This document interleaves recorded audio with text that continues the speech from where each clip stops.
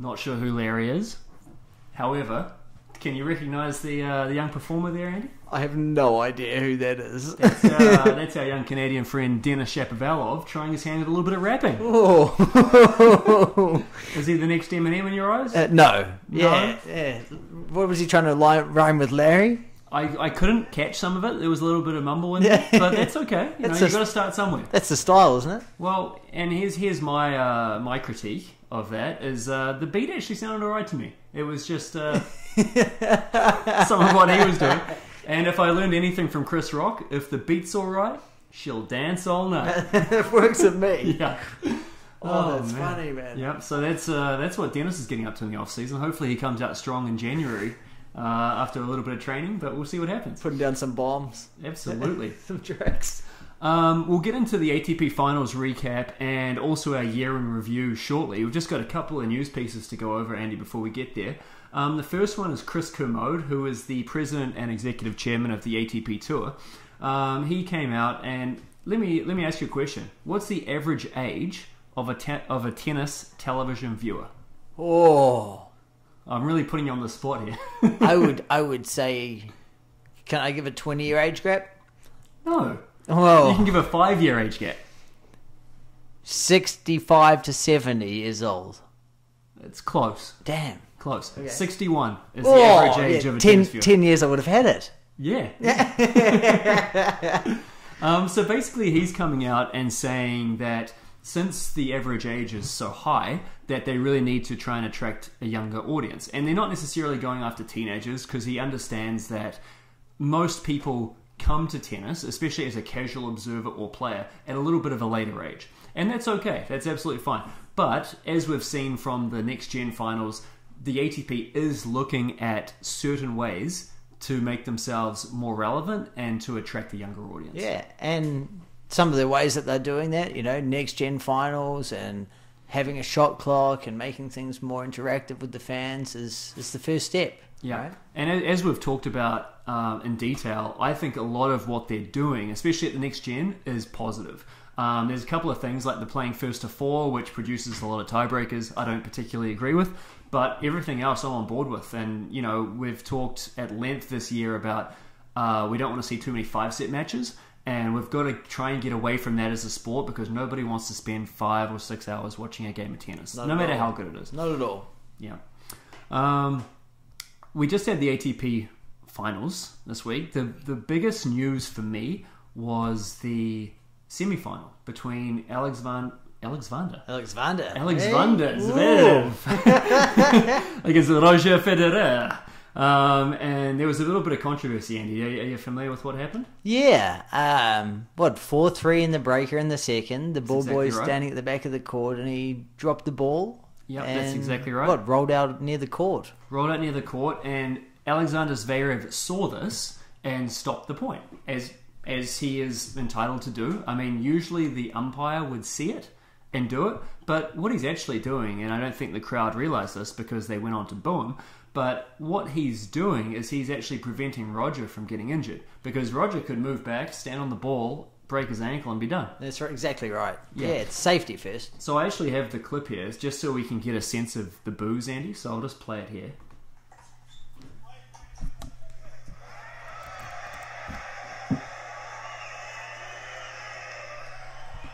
That's the immediate crowd reaction. Now, I'm not sure how well the mic picked that up, but it was overwhelmingly seemed to be spectators in the crowd maybe had some money on Federer, and they weren't happy with Zverev stopping the point. Well, who's not on Federer's side second set tiebreaker when he's down the first set, right? Yeah, everybody wants to see more, and it's no surprise that's the first reaction. I think most crowds by default would lean Federer anyway, wouldn't you say? Yes. Well, so, all the time. Yeah, right? all the time. Just moving forward, so Zverev goes on to win this match. Then in the post-match interview, here is what happened. First of all, I want to apologize for the situation at tiebreak. I mean, the ball boy dropped the ball, so it's in the rules that we have to replay the point.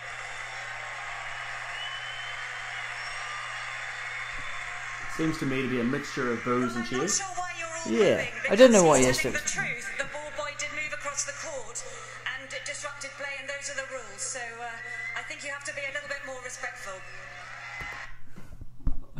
That cracks me up.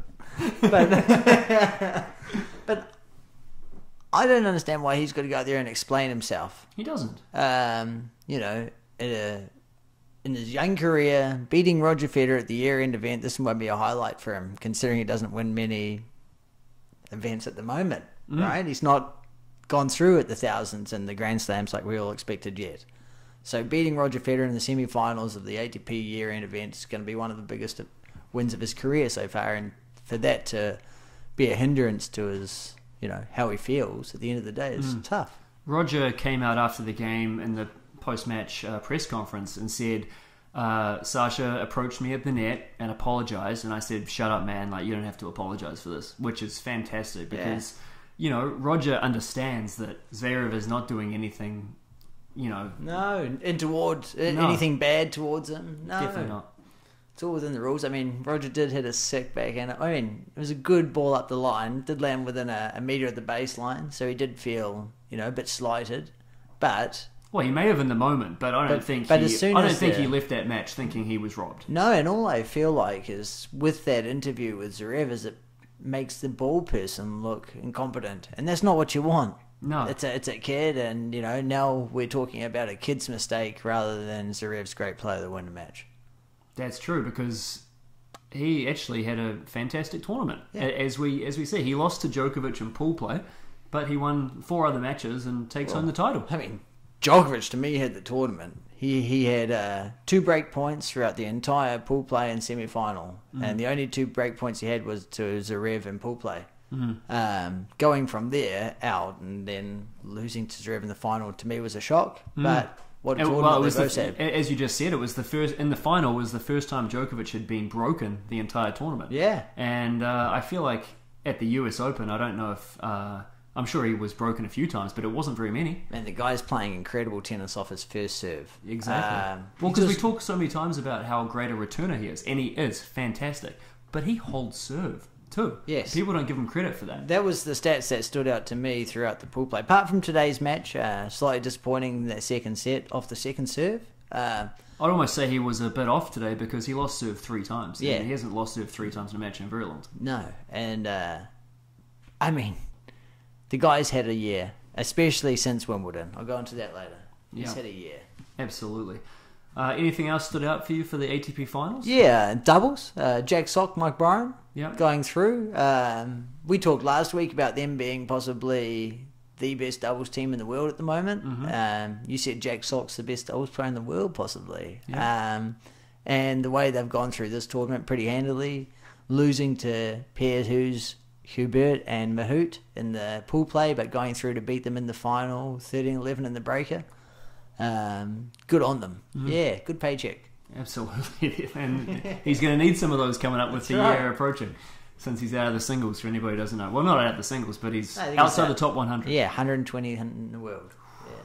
Poor guy. Okay, so we've got our year in review, Andy. Player of the year. For me, Novak Djokovic. He really came back, and I will be the first one to admit that earlier in the year I kind of thought he was past his use-by date. He had elbow surgery early in the year.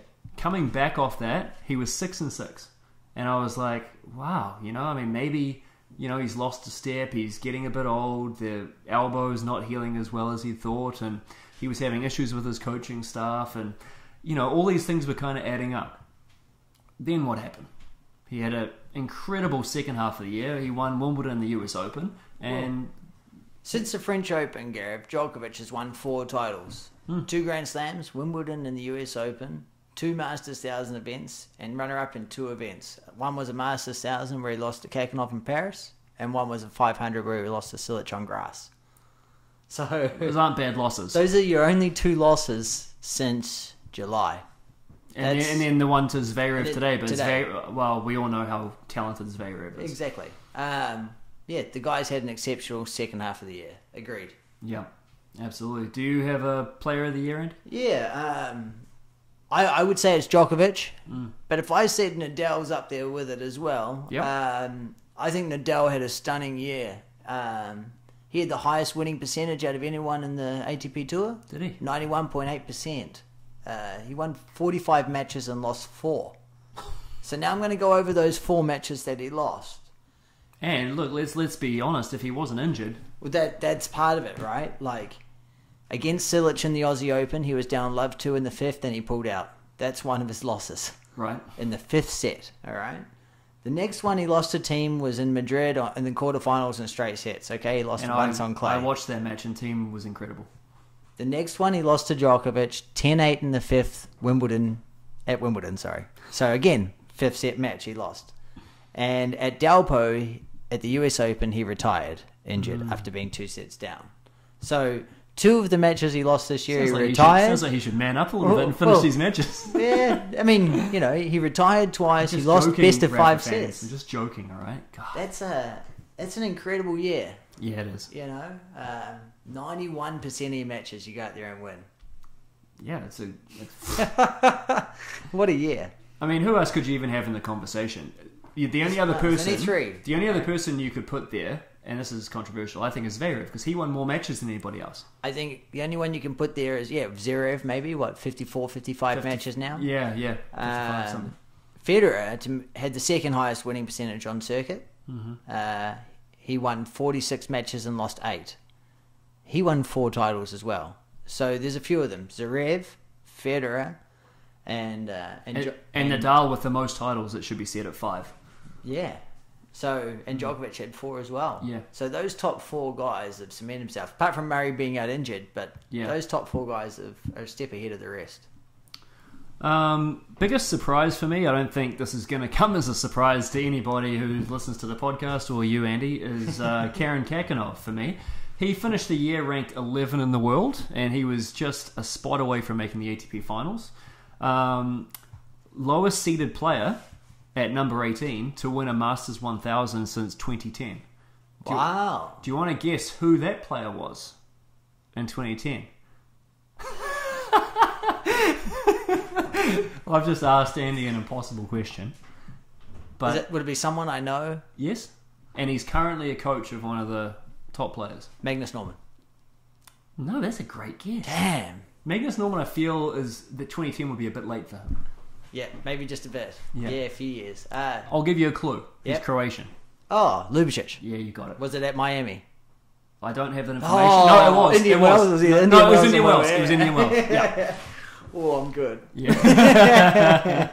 Well, that's cool. But yeah, I think it's safe to say Khachanov is ready for a banner year in 2019, and you certainly can't write him off. Now that he's ranked 11, his draws are going to be a lot better, and boy, he's going to be tough. Yeah. He is going to be tough. I mean, he's easily. I mean, apart from Team and Zverev, he's that upper echelon of the next group coming through. Yes, I agree with you there, 100%. Yeah. Maybe add Tsitsipas to that group. Yeah, possibly. Yeah, I think we'll go into a few players to watch, but Tsitsipas is up there, isn't he? Especially after dominating the next gen event like he did. Yeah. All right. So who are your players to watch next year? Well, I don't know. There's a few. I don't know. I've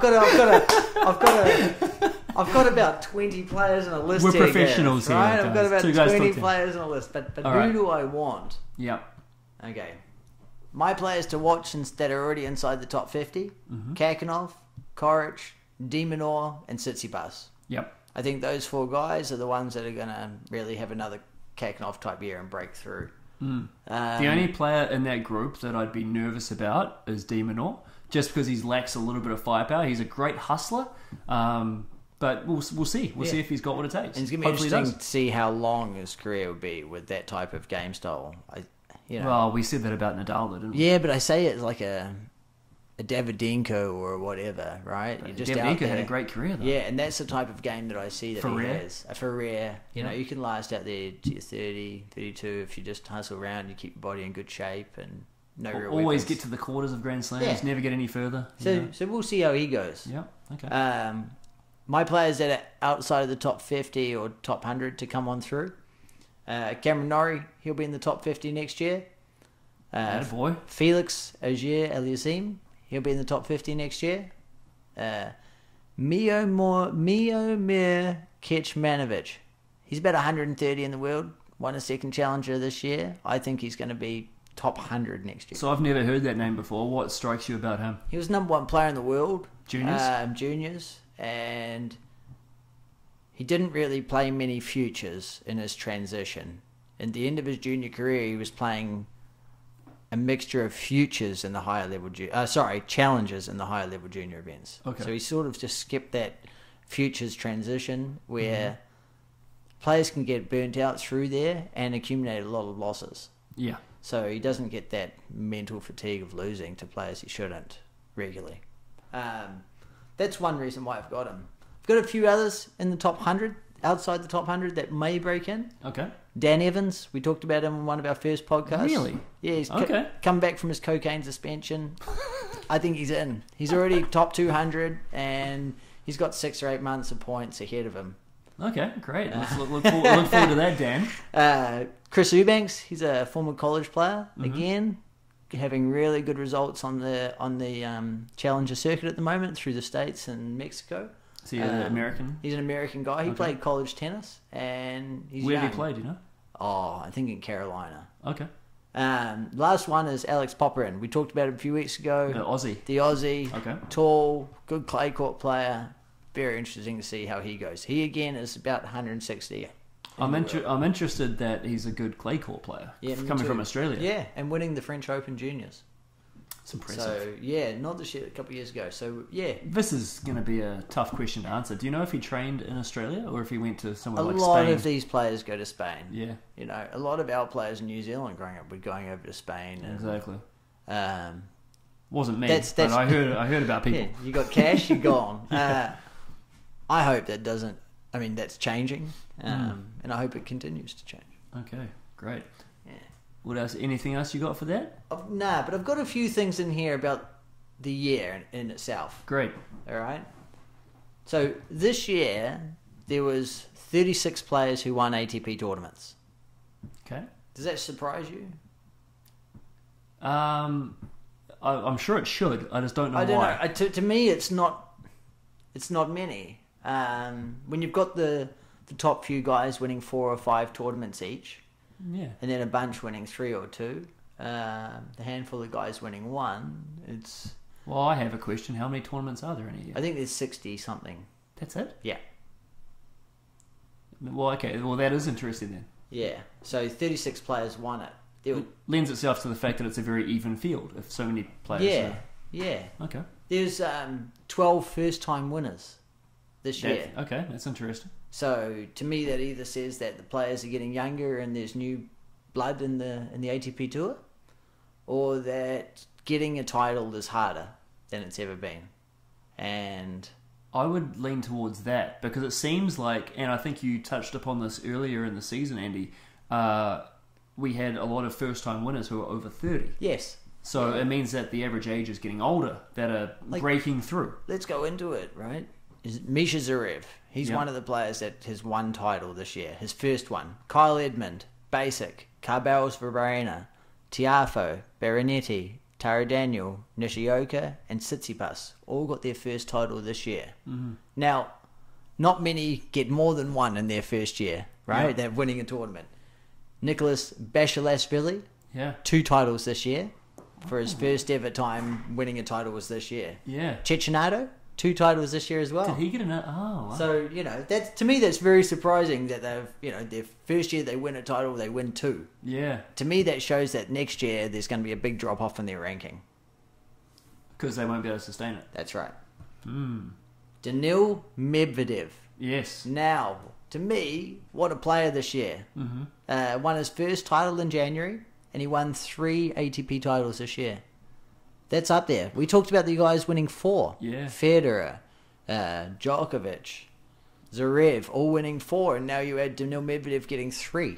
To me, he's such an anomaly because I don't quite understand how he wins. His forehand is ugly. Yeah, it's not pretty. Oh, it's ugly. His whole game is not pretty. His serve is not pretty either. His backhand, he kind of just has a way with it. He rips it, but his forehand just looks like a Sunday League player. It's bizarre. Yes. I don't know how he's found success with it, but good on him. Sometimes you just groove and just have a hack. It works. Golbus is very similar, right? Something that's ugly and it works. Yeah, and also Tsitsipas's serve I don't care for, but he figures out how to get it done, doesn't he? Being 6'4" helps. Yeah, it does. Yeah. That's true. Here's a few players for you, Gareth, that didn't win a title this year. Okay. Berdych. Yeah, he's got to be sort of on the way out, doesn't he? I think he's done. Stamarinka, but there's a few injuries there. Dimitrov didn't win a title this year. Now, to me, that's shocking considering he won the year-end event last year. Goffin didn't win a tournament this year. And Nishikori, who made the year-end event, hasn't won a tournament since 2016. That's a shock to me. That really surprised. He had a few finals though, didn't he? And he lost in the final. Yeah, but not winning a tournament since 2016 to me is a big shock, considering he made the year-end event. Yeah. I think he made his comeback this year playing a challenger to begin with. I've got some predictions for next year, Andy. Go for 2019 predictions. Okay. Again, this is gonna be a bit of a prediction, but Zverev, Alexander, will reach at least 2 Grand Slam finals. Will he win one? I'm not guaranteeing a win. 2 finals. But he's going to get to 2 Grand Slam finals next year. Wow. What? We should know this before we started, but I wonder what he's going to be ranked at the end of this tournament now. I think 3 in the world. So 3 in the world, good draws, no excuses. Federer or Nadal is going to be injured at one of the slams next year. Yep. That's a prediction. So he's going to be seeded 1 or 2 at a slam. So hopefully he should. My bold prediction number 2, Federer will announce his retirement after the Laver Cup in Geneva. Yeah, I think we talked about that. I agree with your prediction. Smart timing. Maybe he retires from singles. I don't see him stopping from playing these types of team events that are going on now. Yeah, that's a good point. Does that make sense? Yep. I think he still play tennis and be very visible in the tennis community. Once he's done, I don't think he's done. I don't think he'll slowly fade out of the game, especially at the like Grand Slam level. He won't just start going out and losing second round. He's not into that. No. He's too big a draw card for that. If he's not competing for events, he's done. And in a sense, he's possibly bigger than the game. You know, what he does outside of tennis, he'll need to continue to be involved in tennis to make those things continue. Yeah. Bold prediction number 3. And I thought of this one because of Zverev's comments after he lost to Djokovic in pool play. He said that the calendar year is simply too long and he's not producing his best tennis. My prediction is that more players will demand a shorter calendar year and they'll be very vocal about it. Yeah, that's not a prediction, Gareth. They do that every year. No, but they're really gonna. It's gonna be a really big talking point. Yeah, I agree. Especially with all the people trying to start these team competitions. You talked earlier about Chris Kermode doing an interview about the growth of the game. Well, they're starting the ATP World Team Competition. 2020 in Aussie.